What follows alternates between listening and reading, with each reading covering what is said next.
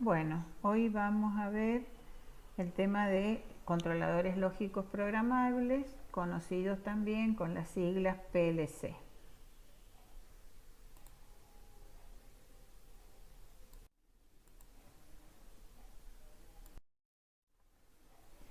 Hasta ahora habíamos visto los lazos cerrados, en los cuales teníamos una variable controlada, que es nuestra variable de interés, que es medida y transmitida hacia un controlador, que a su vez tiene asignado un set point, y a partir de la diferencia entre el set point y el valor transmitido surge el error, y con el algoritmo PID esa salida, que llamamos variable manipulada, es la que nos permite saber cuánto abrir o cerrar un elemento de acción final para corregir la entrada al proceso.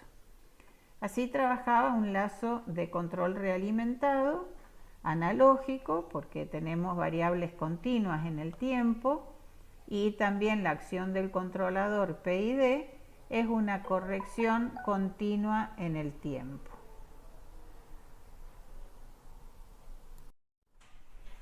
Las señales de transmisión más comunes, como habíamos visto, son las señales neumáticas, señales eléctricas y señales digitales o discretas. Los PLC han reemplazado a la antigua lógica cableada, en donde los temporizadores eran elementos electroneumáticos, los contadores, y ahora en el PLC todos esos elementos forman parte del programa, es software, se configuran, se pueden cambiar, se pueden cambiar los tiempos, por ejemplo, de retraso o de inicio del evento que queremos programar, y no es necesario recablear toda la lógica, porque simplemente la lógica reside en un programa que lo cargamos al PLC, y a partir de ese momento el PLC puede hacer una rutina totalmente diferente. ¿En qué consiste un lazo manejado por un PLC? Es una especie de lazo cerrado, pero en este caso al sistema o proceso o máquina le podemos agregar muchos captadores o sensores, pueden ser sensores discretos o analógicos. Esos captadores van a tomar distintas mediciones de las variables de interés de ese proceso, los van a mandar al PLC, el PLC va a resolver la lógica, que puede ser una lógica secuencial, pueden ser subrutinas, puede resolver uno y varios lazos PID, y luego que resuelve la lógica programada, va a actualizar los estados de las salidas del PLC, que forman los actuadores, que son quienes modifican los estados de esa máquina o de ese proceso.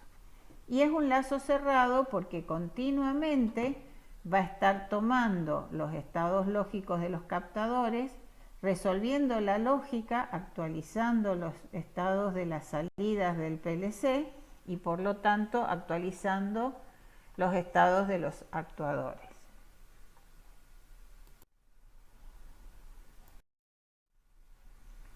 Un controlador lógico programable es un dispositivo electrónico programable por el usuario, que está destinado a gobernar dentro de un entorno industrial máquinas o procesos lógicos y o secuenciales. A esto yo le agregaría que hoy los PLC también manejan lazos analógicos PID, porque además de manejar variables discretas, también pueden manejar entradas y salidas analógicas. Un autómata programable se compone de 4 elementos básicos, que es un procesador o una CPU, entradas, salidas y memorias.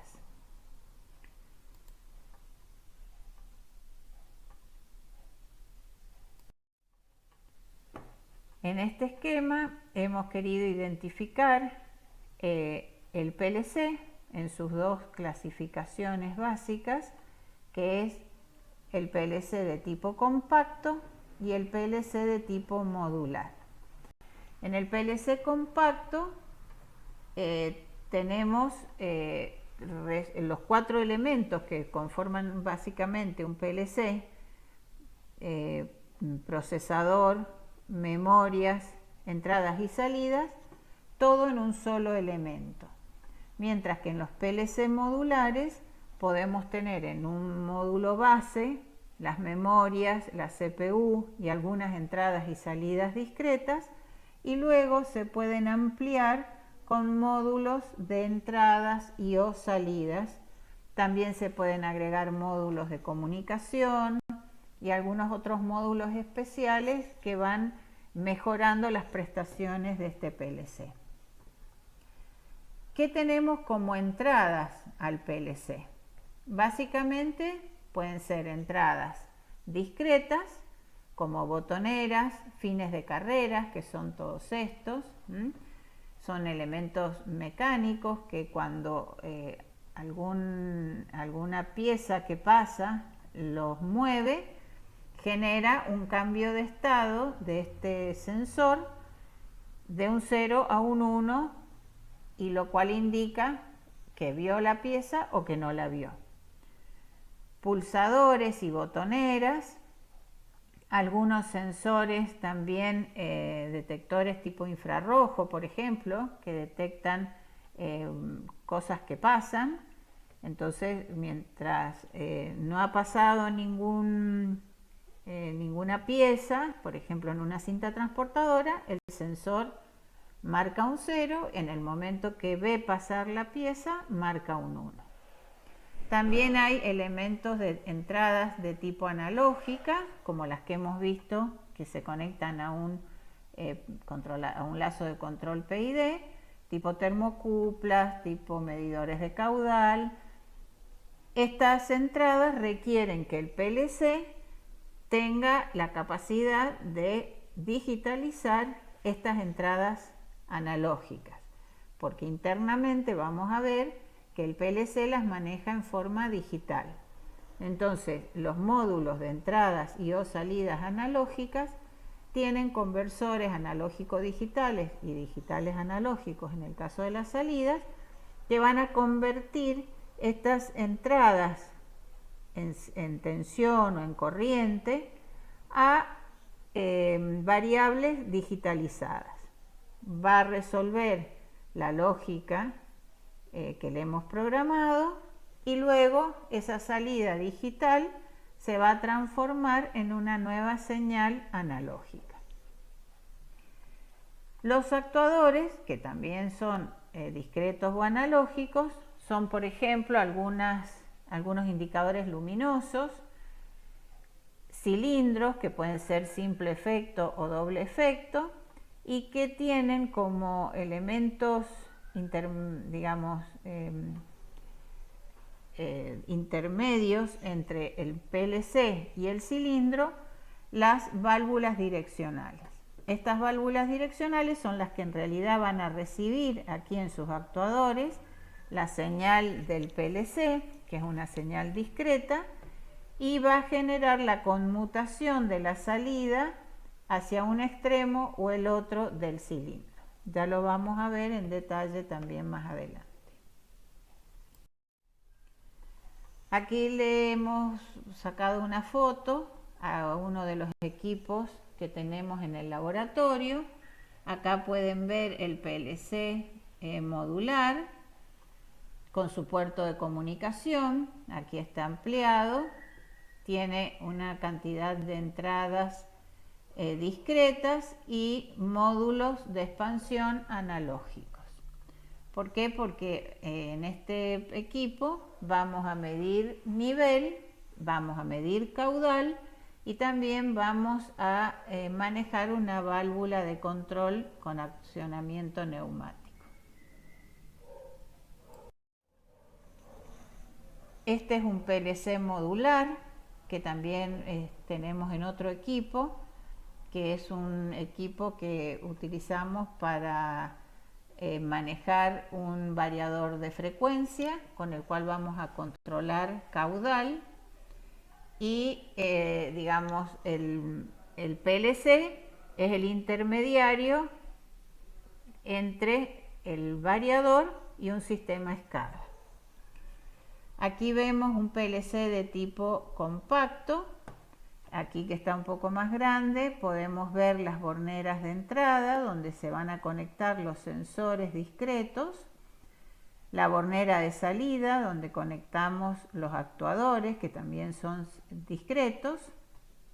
Estas luces permiten indicar el estado lógico de estas entradas y salidas. Cuando están prendidas porque están en un estado lógico igual a 1 y cuando están apagadas en un estado lógico igual a 0. Estos PLC compactos suelen tener esos dos potenciómetros que permiten simular de alguna manera una entrada analógica. De todas maneras, esa excursión del potenciómetro, que es de 180 grados, permite generar una variación, lo vamos a ver en uno de los laboratorios, de un valor analógico transformado en un valor digital de 8 bits.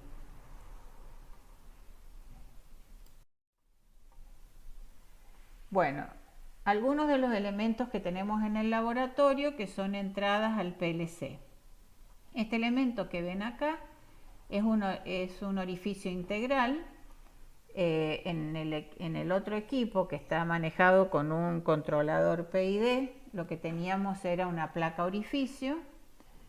Este orificio integral tiene la ventaja de que al ser un mecanizado más suave genera menor pérdida de carga, pero también tenemos una medición aguas arriba y una medición aguas abajo, las dos tomas que van a la celda de presión diferencial, que realmente es la que entrega la señal al PLC.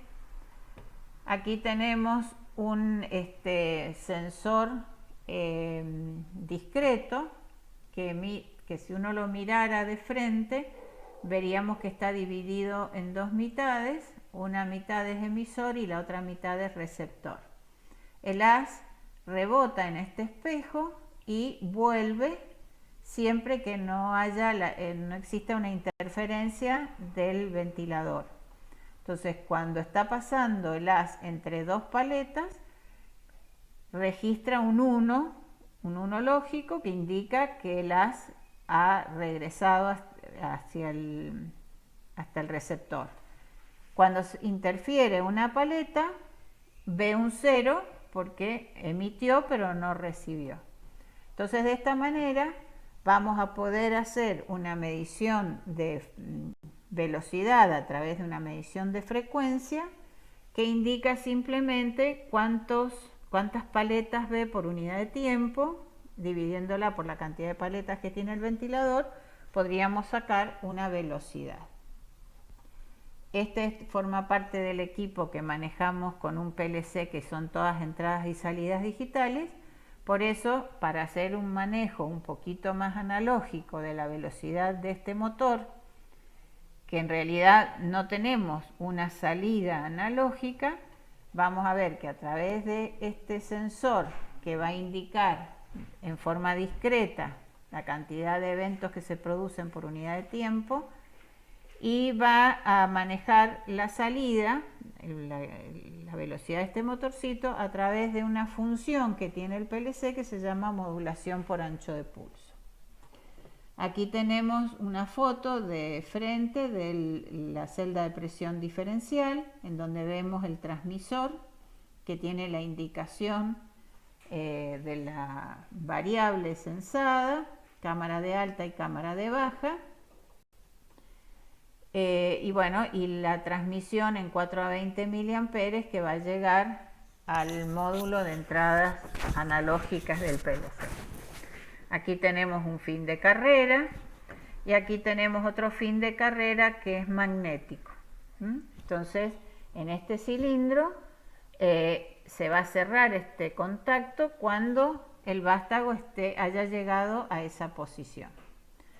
¿Dónde tenemos fines de carrera? En los dos extremos del cilindro, de tal manera que lo que vamos a censar es si está en un extremo o está en el otro, y habrá un sensor en cada uno que se van alternadamente activando a medida que el cilindro entra y sale.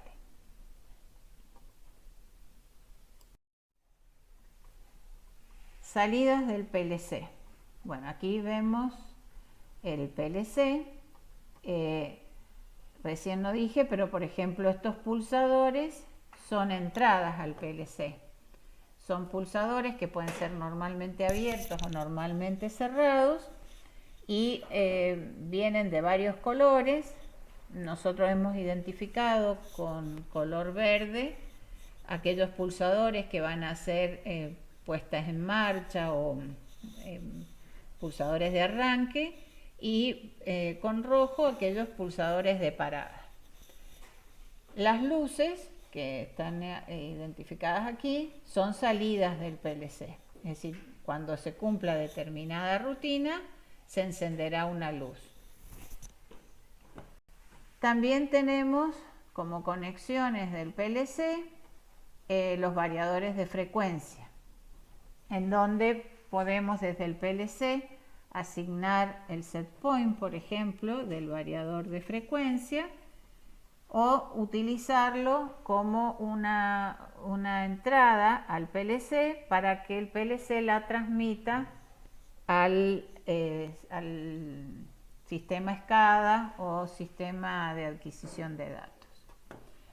Aquí tenemos, un cilindro doble efecto. Ahí estamos viendo las dos entradas al cilindro con sus válvulas reguladoras, los dos fines de carrera, ¿ven? Y aquí abajo está la válvula direccional.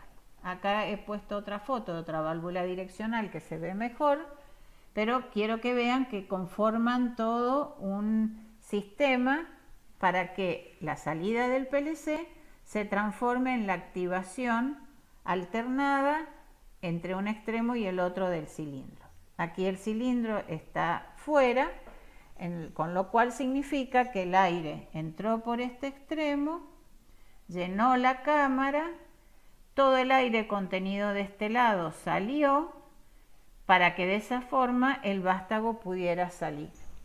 Entonces, las salidas del PLC, ¿dónde trabajan? Trabajan sobre estos actuadores.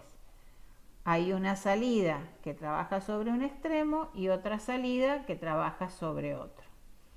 Al accionarse uno u otro, internamente se desplaza un cilindro mecanizado que permite conectar la alimentación con un extremo o la alimentación con el otro extremo. Cuando entra aire por acá, el aire que sale de este lado escapa por un orificio que está acá abajo, y cuando es al revés, que el aire entra por acá, escapa por este lado. Por eso estas válvulas se llaman 5 vías, 2 posiciones. ¿Cuáles son las 5 vías? La alimentación, las 2 salidas a los extremos del cilindro y los 2 orificios de escape que están acá abajo. Otro elemento que tenemos en el laboratorio es una válvula de control con posicionador, en donde la salida en 4 a 20 mA se transforma en un conversor IP, en una señal neumática que sobre el actuador de esta válvula produce el desplazamiento del vástago. Bueno, entonces, en conclusión, podemos decir que nuestro PLC está formado por una memoria, una o varias memorias, una CPU, bornera de entradas y bornera de salidas.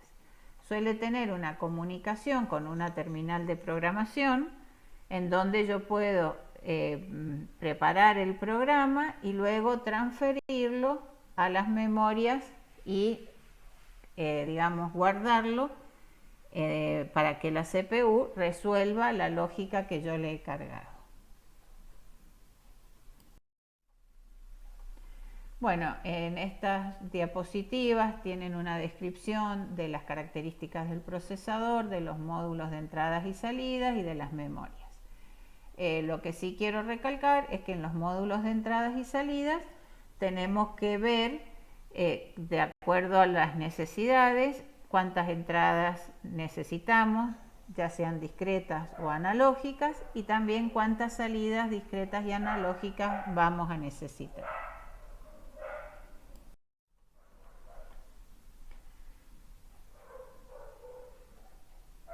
Bueno, en esta diapositiva lo que queremos mostrar es las líneas que tiene Schneider, que va desde la línea Tuido, que es la que tiene menor cantidad de entradas y salidas, pero en los PLC modulares permite ampliar bastante la cantidad de entradas y salidas, y la línea Quantum, que es la línea de mayor capacidad y de mayor prestación, que maneja hasta miles de entradas y salidas. Bueno, los PLC, que se dividen en compactos y modulares, tienen dos formas básicas de programación, tres en realidad.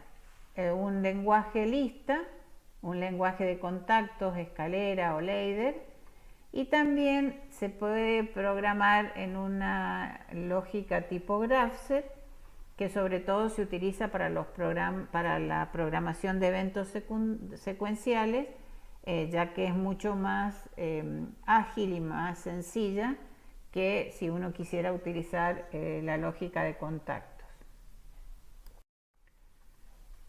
Bueno, acá vemos las partes en detalle de un PLC de tipo compacto y de uno tipo modular. Bueno, aquí cuando uno saca la tapita ve la bornera de entradas para conexión de sensores al PLC y la bornera de salidas donde conectamos las salidas a los actuadores. Estos LEDs que permiten mostrar el estado lógico de las entradas y salidas digitales, estos PLC tienen dos potenciómetros que permiten simular o acceder al PLC algunas entradas de tipo analógicas. En los PLC modulares tenemos los conectores de entradas y de salidas. También tienen los LEDs que permiten mostrar el estado lógico, tanto de las entradas como las de salidas. Tenemos la conexión al conector de comunicaciones, aquí y en este también, que permiten conectarnos a una PC para transferir el programa o para transferir a un sistema SCADA los valores que el PLC está recibiendo. Bueno, aquí podemos ver que tenemos una amplia gama de controladores compactos. Se conocen por la suma de la cantidad de entradas y salidas. Es decir, en este PLC que tenemos 10 entradas y salidas, suelen ser 6 entradas, 4 salidas, y vemos que en los PLC compactos podemos manejar hasta 40 entradas salidas.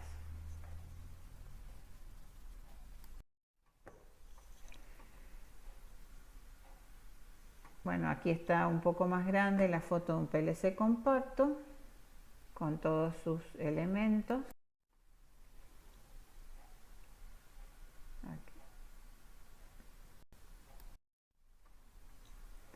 Aquí vemos un Tuido modular con sus módulos de ampliación.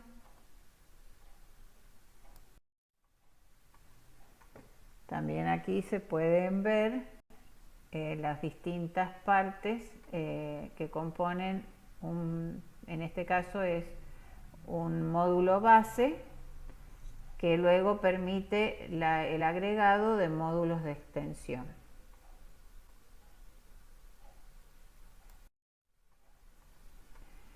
Bueno, podemos ver los distintos tipos de módulos de ampliación o módulos de extensión, que algunos son solo de entradas y salidas discretas, otros son solo de entradas analógicas, solo de salidas analógicas y algunos una combinación de entradas y salidas analógicas. Ampliando con diferentes módulos de expansión o de ampliación, uno puede lograr del PLC la cantidad requerida por el proceso de entradas y salidas.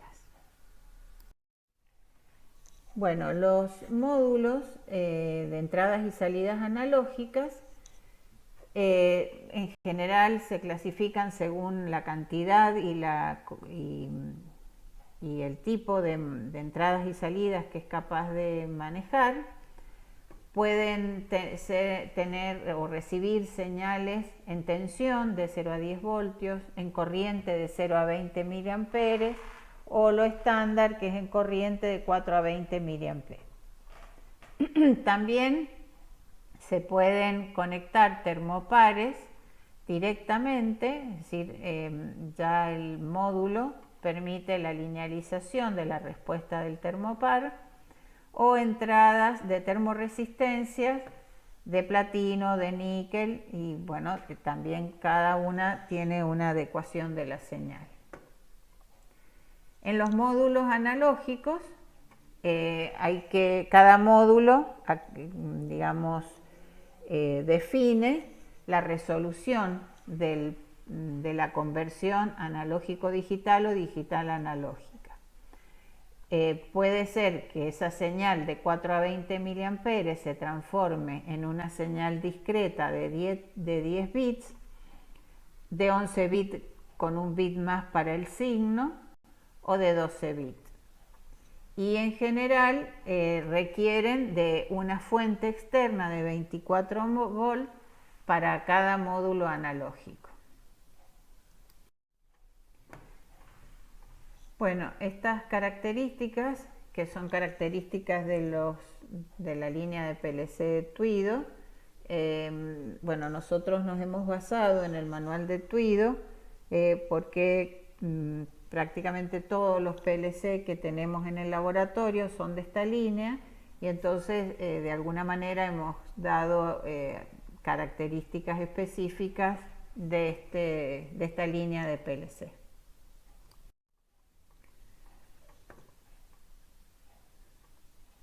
Bueno, aquí también es como se los reconoce a través del código, según el tipo, si es compacto o es modular, según la cantidad de entradas y salidas y según cómo es, digamos, las características de estas entradas y salidas discretas. Esto es cómo trabaja el ciclo del autómata. Es importante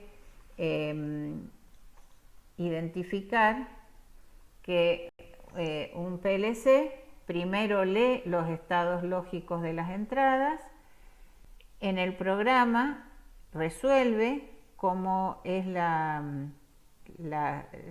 relación del programa con esos estados lógicos de la entrada, actualiza las salidas y luego vuelve a hacer una nueva lectura de las entradas, resuelve el programa y vuelve a actualizar las salidas. Esto se llama ciclo normal del autómata. Entonces aquí está un poco identificado esto, la lectura de las entradas, el tratamiento del programa, es decir, a partir de cómo es el estado lógico de todas las entradas, mira lo que el programa está pidiendo, actualiza todas las salidas. Este tiempo se caracteriza por un tiempo de ejecución y tiene lo que se llama un perro guardián que de alguna manera controla que el PLC esté trabajando bien. Entonces, este tiempo de ciclo, en la medida que sea menor que ese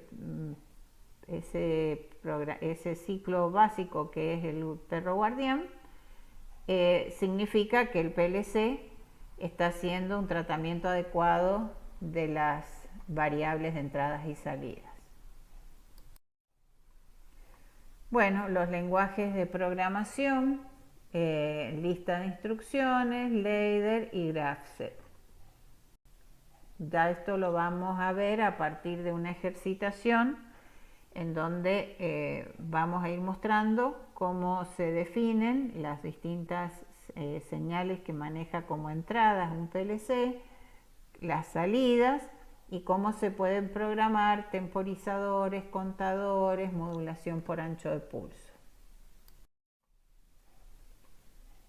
Bueno, ya esta última parte es parte de la programación, cómo se identifican las distintas instrucciones en un código de lista, en una lógica escalera o ladder, y en una programación de tipo graphset o graphset gráfico o graphset ladder. El Tuido tiene una programación de tipo graphset ladder.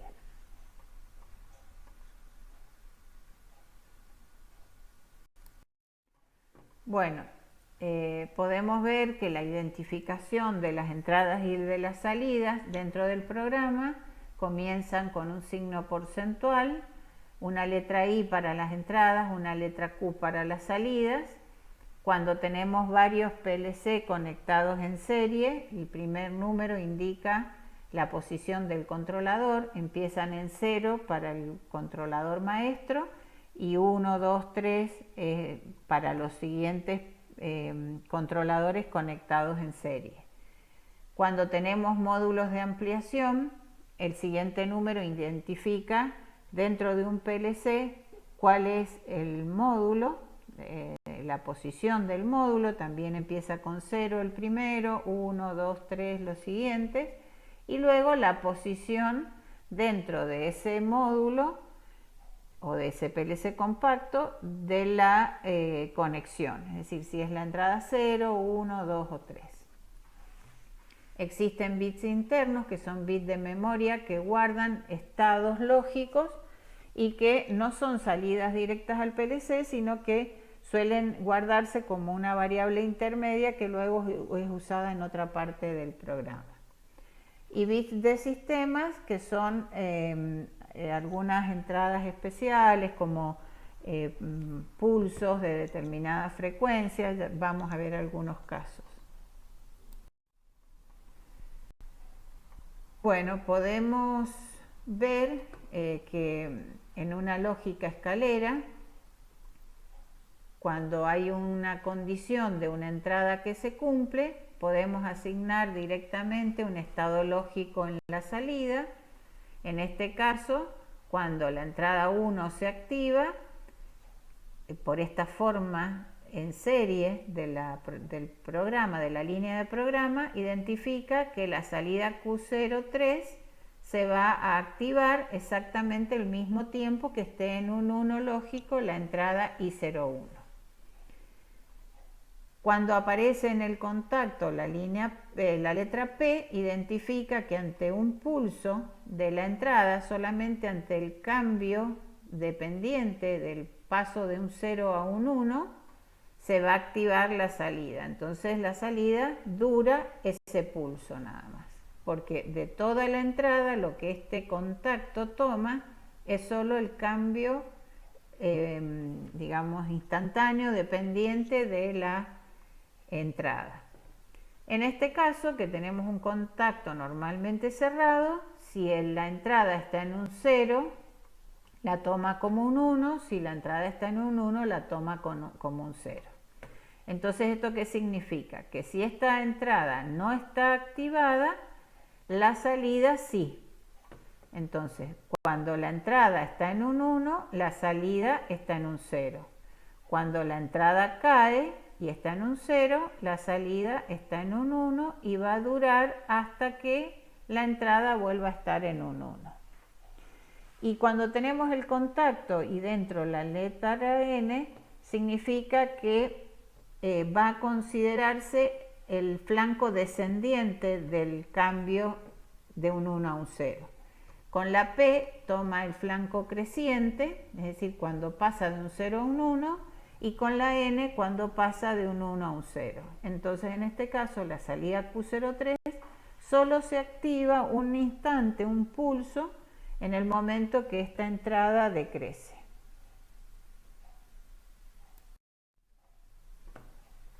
Bueno, en la forma de asignación de las salidas vamos a ver que existen bobinas normalmente abiertas, es decir, van a tomar el estado lógico que considere el programa o la secuencia previa del programa, bobinas negadas que van a tomar el estado lógico inverso, y bobinas set y bobinas reset.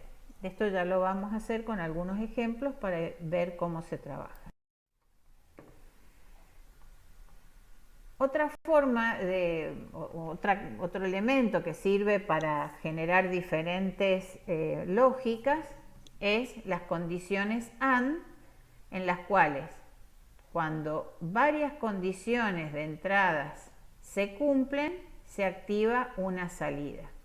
En el caso de tener lógicas tipo AND, deben cumplirse todas las condiciones previas a la asignación de la salida para que esa salida se cumpla. Es decir, aquí se tiene que cumplir que la entrada I01 esté en un 1, que la entrada I02 también esté en un 1, para que Q03 esté en un 1. Entonces, si se fijan, solo cuando se solapan y hay condición en 1 de las dos entradas, solo ahí se activa Q03. Aquí podemos tener también en serie con condición AND, pero en donde una se cumple y una no. Entonces es un AND negado. Podemos tener en serie donde una es un pulso creciente, o sea, un flanco creciente, o donde es un pulso con flanco decreciente. En las condiciones O, lo que se cumple es dos contactos que están en paralelo. Es decir, se cumple una entrada o la otra. Cualquiera de las dos que se cumplan activan la salida. Y aquí también una puede estar negada, una puede ser un flanco creciente o un flanco decreciente. La hora exclusiva es cuando se cumple una o la otra. Nunca pueden cumplirse las dos a la vez. Y es equivalente a este conjunto de contactos en donde decimos, si se cumple X1 y 1 y no se cumple Y2, o se cumple Y2 y no se cumple Y1, esta condición se puede simplificar con esta condición, una hora exclusiva. Bueno, existen algunas funciones que son interesantes para la programación de PLC, como son los temporizadores, los contadores, los registros. Nosotros sobre todo vamos a utilizar temporizadores y contadores. Existen tres tipos de temporizados: un retardo a la conexión, un retardo a la desconexión y un monoestable o temporizado al pulso. En el TEON, fíjense que desde el momento en que se produce en la entrada un pulso, es decir, un paso a un 1 lógico, la salida tarda un tiempo, que ese tiempo se configura, se le asigna un valor, y un tiempo después se activa la salida. Lo que hay que tener cuidado acá es que la salida va a durar energizada el mismo tiempo que dure la entrada, es decir, una vez que la entrada cae, la salida cae.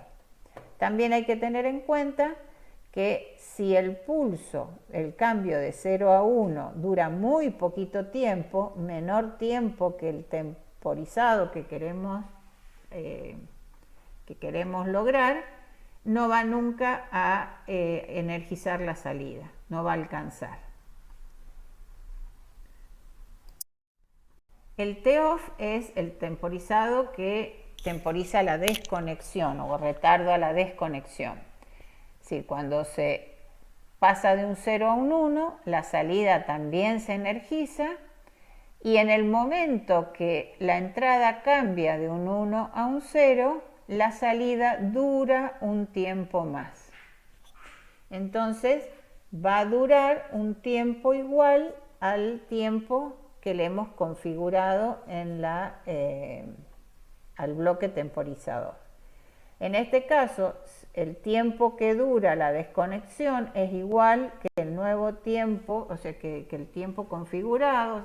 Entonces no alcanza nunca a caer, porque cuando durante este tiempo se mantuvo la salida, hubo un nuevo pulso que la vuelve a mantener en un 1, entonces dura más tiempo. O sea, hay que tener cuidado también con la frecuencia con la que varían las entradas, como para alcanzar a temporizar a la desconexión. Y un TP es un tipo de temporizador que frente al cambio de 0 a 1 dura un determinado tiempo. Es decir, esto puede durar muy poquito tiempo, pero la salida se activa durante el tiempo que yo le he configurado. Si esto cambia durante ese tiempo, se activa y se desactiva, este segundo pulso no va a tener activación, porque va a estar todavía, digamos, durando el tiempo que le habíamos configurado a este primer cambio. Y si la entrada durara más tiempo, la salida igualmente va a caer a los X segundos que le hayamos configurado.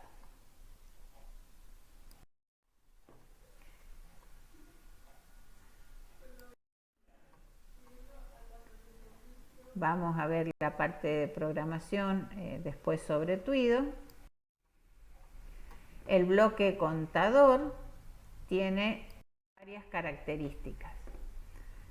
El bloque contador en esta programación tiene 4 entradas y 3 salidas. Una entrada que es el reset, otra que es el set, una que permite incrementar en subida, digamos, el conteo, y otra que descuenta. El reset sirve para volver a cero el contador cuando hemos llegado al valor de preset, es decir, nosotros queremos que cuente 6 botellas, entonces va a sumar cada vez que vea una botella, va a sumar, cuando llegue a 6, que se active la salida directa, va a volver a cero el contador. ¿Por qué? Porque voy a necesitar una nueva caja y voy a empezar de nuevo a contar 6 botellas. Puedo usar el descontado, entonces pongo en valor de preset, que sería por ejemplo 6, voy descontando cada vez que veo una botella. Cuando llega a 0 y tengo una nueva caja, vuelvo a poner en 6 y vuelvo a descontar a partir de 6.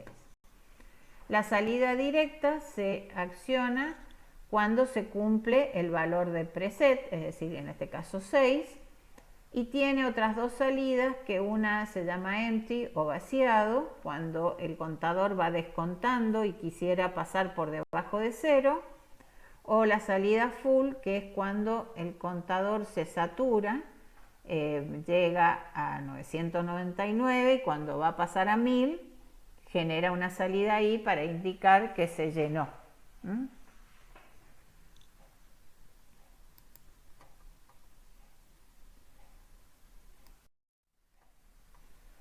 Bueno, aquí hay algunos tratamientos numéricos de variables analógicas,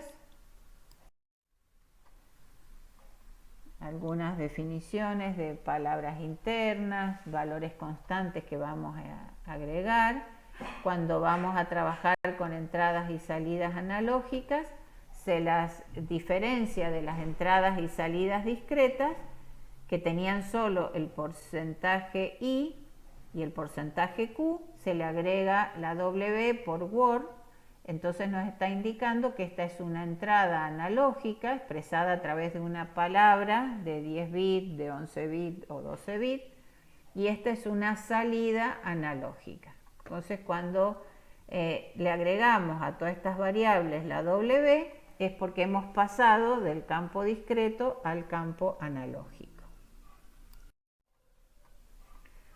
Bueno, este potenciómetro que tenían los PLC digitales va a ser una variación, en general es de 180 grados, y ese valor de 180 grados se va a transformar en un número de 0 a 1023 o de 0 a 511, es decir, hay uno de cada uno. Se los identifica como IW, porque es una entrada analógica, digitalizada, pero analógica, porque el giro del potenciómetro indica una variación continua. 0, porque está en el PLC base, no tiene un módulo de ampliación, y tiene un 1 o un 2 para identificar una y otra.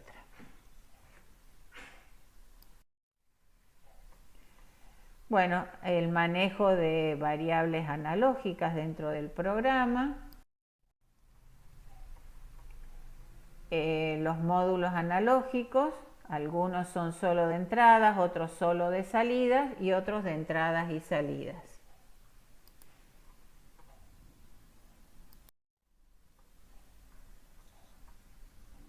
Bueno, aquí hay algunas características de los tipos de entradas y salidas analógicas que puede manejar cada uno.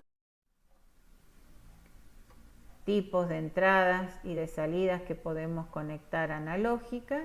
¿Ven? En algunos casos tenemos especificado termopar tipo K, termopar tipo J, tipo T o termoresistencia, que son las PT100 porque es de platino y 100 ohmios a 0 grados. Bueno, aquí vamos a ver dos formas básicas de regulación o de accionamiento de las salidas a partir de salidas discretas. Dos funciones que tienen los PLC que son muy útiles a la hora de programar distintas formas de accionar sobre un elemento de acción final, y son el PLS o tren de pulsos y la modulación por ancho de pulso o PWM. Acá podemos ver que cuando utilizamos modulación por ancho de pulso vamos a configurar un tiempo base y un valor de preset. Esta multiplicación del tiempo base y del valor de preset nos va a permitir configurar el periodo de esa señal. Dentro de ese periodo lo que puede variar es el porcentaje de tiempo que está en un 1, aquí es prácticamente el 80% está en un 1 y el 20% está en un 0. De esta manera está energizando la salida mucho tiempo y desenergizando poquito. Si yo quisiera que el motor se frenara, en el caso por ejemplo del ventilador que estamos manejando con el PLC compacto, haría que este tiempo sea menor, entonces poquito tiempo está en un 1 y mucho tiempo está en un 0. De esa manera logro que acelere o desacelere. Mientras que el PLS lo que hace sobre la salida es variar el periodo. Dentro de cada periodo T está la mitad en un 1 y la mitad en un 0. Cuando cambia el periodo, vuelve a estar la mitad de ese nuevo periodo en un 1 y la mitad de ese nuevo periodo en un 0. Aquí también se configura un tiempo base y un valor de preset o de preselección. Bueno, aquí tenemos el puerto de comunicación, que hemos visto que es cómo nos conectamos a la PC para poder transferir el programa desde la PC al PLC o tomar el programa que el PLC tiene para verlo en la PC y también el puerto para comunicarse a través de un SCADA. Distintos puertos de comunicación.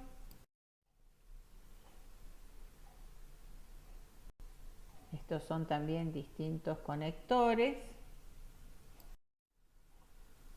Conexión remota.